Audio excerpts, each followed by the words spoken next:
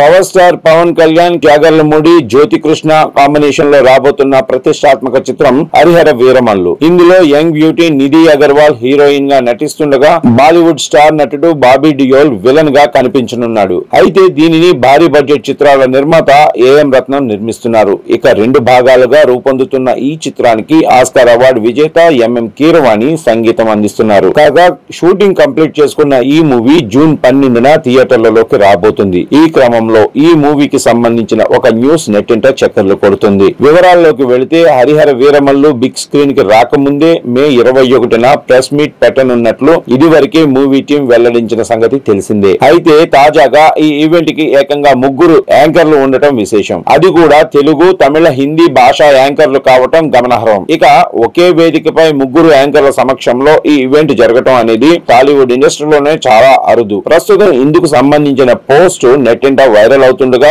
Pawan Kalyan fans full ఖుషి అవుతున్నారు.